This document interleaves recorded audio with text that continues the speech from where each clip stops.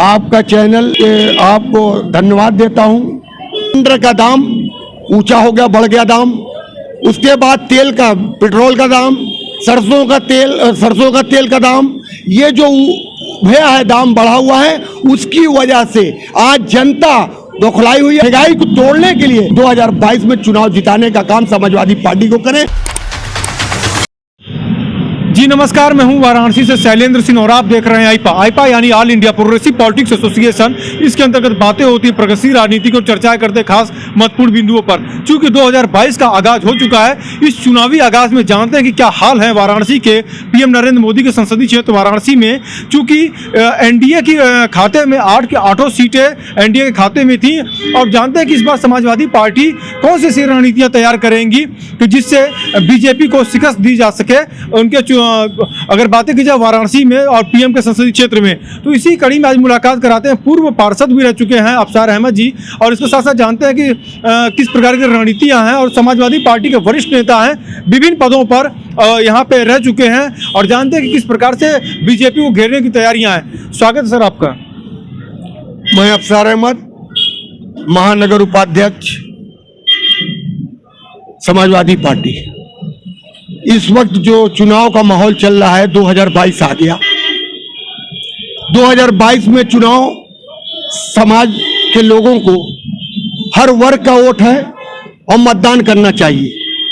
इस वक्त जो रुझान जनता का है, वो रुझान गठबंधन समाजवादी पार्टी माननीय अखिलेश जी पूर्व मुख्यमंत्री के नेतृत्व में जो गठबंधन बना है, और आज जो उत्तर प्रदेश की जो चुनाव चल रहा है, उसके प्रति जनता समाज में जो महंगाई चरम सीमा पे है इस वक्त भारतीय जनता पार्टी के कार्यकाल में, वो चीज जनता अच्छी तरह समझ रही है। सिलेंडर का दाम ऊंचा हो गया, बढ़ गया दाम। उसके बाद तेल का, पेट्रोल का दाम, सरसों का तेल का दाम, ये जो भैया है दाम बढ़ा हुआ है, उसकी वजह से आज जनता बौखलाई हुई है। और छात्रों पे जो नौकरियों के सवाल पे और जनता के परेशानियों की वजह से, उसकी वजह से आज जो गठबंधन माननीय अखिलेश जी के नेतृत्व में मुख्यमंत्री, पूर्व मुख्यमंत्री के उससे साथ में जुड़कर जो लोगों ने पार्टी छोड़कर, भारतीय जनता पार्टी के छोड़कर विधायक उसमें सम्मिलित हुए हैं, उनको भी महत्व देने का काम माननीय अखिलेश जी हमारे समाजवादी पार्टी के दे रहे हैं। और जनता के बीच में वो हैं, और सब जनता के लोग, सब वर्ग के लोग एक समूह होकर भारतीय जनता पार्टी को डिफीट देकर उस महंगाई को तोड़ने के लिए इस वक्त 2022 में चुनाव जिताने का काम समाजवादी पार्टी को करें और बहुमत से जिताकर बुला। सवाल देखिए यहाँ पे ये आता है, ओवैसी जी भी आए हैं, लैला, चचा जान, अब्बा जान, तमाम तरीके की चर्चाएं हो रही हैं, माहौल काफी गर्म। अल्पसंख्यक के हितैषी बताते हैं ओवैसी जी, क्या प्रभाव डालेंगे उत्तर प्रदेश की राजनीति में? देखिए, ठीक है, वो मुस्लिम भाई हैं, मुस्लिम भाइयों का वो उत्तर प्रदेश में उनका कोई दायित्व नहीं बनता, न वो अस्तित्व बनता है। वो हैदराबाद के रहने वाले, सम्मान उनका हम मुस्लिम भाई के नाते करूंगा, लेकिन इस वक्त जो महंगाई चरम सीमा पे है, और उत्तर प्रदेश का मुख्यमंत्री, हमारा पूर्व मुख्यमंत्री अखिलेश जी ने देखा है और जो काम किया है, विकास किया है 2015-14 में, वो 17 तक वो कोई नहीं किया। जो विकास, जो पहले का काम इन्होंने काम करने का सोच रखा था, जो एम्बुलेंस का, जो कॉरिडोर का, ये जितने भी विकास, रोड का, जितना महंगाई, उसको ऊपर उन्होंने कंट्रोल किया और गरीबी हटाने का काम किया, वो कोई अभी तक नहीं कर सकता। और ये भ्रम है, जो सोच है, वो एक तरफा ओवैसी जी का कोई दायित्व नहीं बनता उत्तर प्रदेश में, बना यहाँ पे और न बनारस के उत्तरी में। इसके साथ साथ एक सवाल ये भी आता है, महत्वपूर्ण सवाल हो जाता है, जैसे ओवैसी जी ने जो कहा यहाँ पे कि मुसलमान की जो स्थिति जो उत्तर प्रदेश में रही, वो बहुत केवल एक वोट के लिए केवल इन्हें यूज किया गया। उन्होंने तुलना किया बैंड बाजे बारात वालों की स्थिति में कि अल्पसंख्यक जो है बैंड बाजे वाली स्थिति में रहते हैं, दूल्हा अंदर चला गया तो उसके बाद उनका काम खत्म। तो उस नजरिए पे आप क्या कहेंगे ओवैसी जी की इस बयान को लेकर? देखिए, वो राजनीति कर रहे हैं, उस पे कोई भी अल्पसंख्यक के लोग उनके ऊपर रुझान नहीं देगा, क्योंकि स्थिति जो गरीबी की है, जो महंगाई चरम सीमा पे है, वो दूर नहीं कर सकते। चाहे वो मुस्लिम हो, चाहे हिंदू भाई हो, चाहे कोई भाई हो, सभी एक वर्ग के लोग नहीं हैं, सब समाज में जुड़ के हैं, एकता का प्रतीक है। जो भी सियासत करता है वो एकता का प्रतीक होना चाहिए और डिसिप्लिन होना चाहिए। कोई चीज से बचने के लिए समाज में रहना पड़ेगा, हर लोगों को भाईचारा बना के रहना पड़ेगा, तभी हमारा देश और उत्तर प्रदेश बच कर सकता है। बनारस के मॉडल की अगर बातें की जाए, 2014 में जब नरेंद्र मोदी चुनाव लड़ने आए तो उत्तर प्रदेश से पूरा वोट बटोर ले गए गुजरात मॉडल के नाम पे। 2022 का चुनाव है और बनारस मॉडल क्या असर डालेगा पूर्वी उत्तर प्रदेश की राजनीति में, इसलिए कि रिंग रोड बना है यहाँ पे और गंगा सफाई अभियान चले, काशी विश्वनाथ कॉरिडोर बना है, उसके साथ साथ अगर बातें की जाए तो ट्रेड फैसिलिटी सेंटर TFC बना, रुद्राक्ष बना यहाँ पे। तो ये कितने असर डालेंगे बनारस विकास मॉडल को लेकर पूरे पूर्वी उत्तर प्रदेश में? हम केंद्र की बात अभी नहीं कर सकते। हमारी उत्तर प्रदेश के चुनाव हैं 2022 में। माननीय प्रधानमंत्री जी का जो भी कार्य हुआ है, जो भी किए हैं, वो सिर्फ रोड का काम, विकास का काम करने के कहते हैं, करे हैं, लेकिन वो केंद्र की बात है। हमारा उत्तर प्रदेश इस वक्त जो जल रहा है, हमारा उत्तर प्रदेश बच जाए, इसीलिए मैं चाहता हूं कि उसमें हमारे अखिलेश जी, माननीय अखिलेश जी को, समाजवादी पार्टी को मजबूत बनाकर, गठबंधन को मजबूत बनाकर इसको उत्तर प्रदेश की गरीबी और जनता के लोगों को बचाने का काम करें।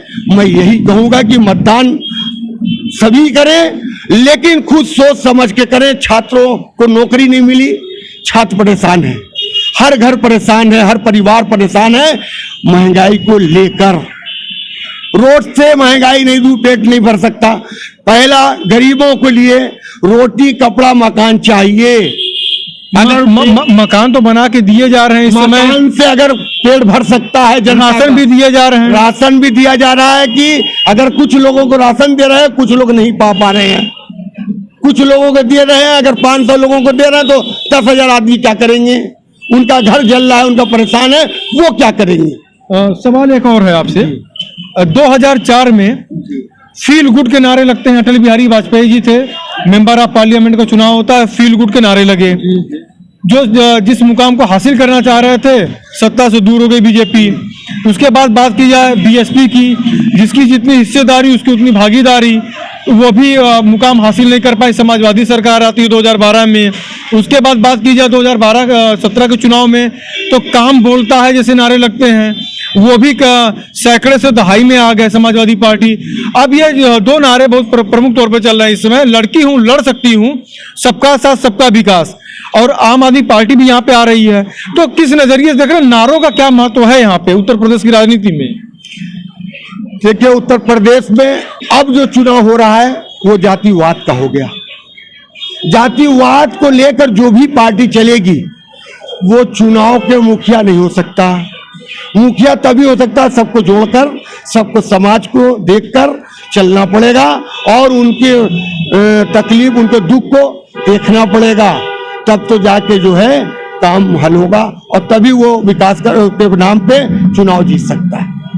BSP को किस नजरिए से देखते हैं? BSP जो है, अगर बातें की जाए लॉ एंड ऑर्डर की बातें की जाए तो BSP का दावा रहता है कि लॉ एंड ऑर्डर जो हमारे यहाँ जो कानून व्यवस्था जो बसपा गवर्नमेंट में रही वो BJP से बेहतर रही, समाजवादी पार्टी से बेहतर रही, जबकि समाजवादी पार्टी का दावा है कि BSP से बेहतर हमारी गवर्नमेंट में रही। तो इससे समाजवादी पार्टी का जो आप पक्ष रख रहे हैं, तो बातें की जाए कानून व्यवस्था को किस नजरिए से आप देखते हैं BJP की अपेक्षा? देखिए, पार्टियां बहुत बन गई, लेकिन आज जो आप भी देख रहे हैं और जनता क्या कह रही है, जनता के बीच में क्या हो रहा है, ये सभी आप देख रहे हैं। लेकिन जनता की सोच आज बदलाव लाएगी। उत्तर प्रदेश की समाजवादी पार्टी सरकार बनेगी।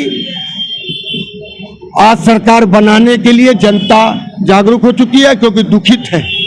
वो चाहती है कि बदलाव लाऊं, और बदलाव होगा। हिंदू मुस्लिम भाईचारे को तोड़कर ये नहीं हो सकता। एकता बनाना पड़ेगा। विकास का नाम लेते हैं, विकास नहीं हुआ। गरीबी जब तक नहीं हटेगी, जनता के पेट का सवाल है, जनता की गरीबी नहीं हटाएंगे तब तक ये काम हो नहीं सकता। ना फिर अब की आने वाली भारतीय जनता पार्टी नहीं है, समाजवादी का परचम लहराएगा, उनका झंडा लहराएगा, और वही मुख्यमंत्री अखिलेश जी फिर आएंगे।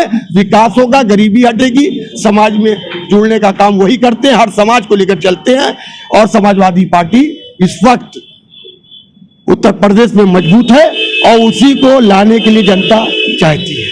आईपा की मुहिम है, जिस चैनल के अंतर्गत हमारी आपसे वार्ता हो रही है। हम लोग सभी लगभग राजनेताओं के पास पहुंचते हैं, वरिष्ठ अधिवक्ताओं के पास पहुंचते हैं, वरिष्ठ अधिवक्ताओं के साथ साथ वरिष्ठ पत्रकारों के पास भी पहुंचते हैं, और सबकी बातों को अपने दर्शकों तक पहुंचाते हैं। तो हमारे इस चैनल आईपा की मुहिम को आप क्या कहेंगे?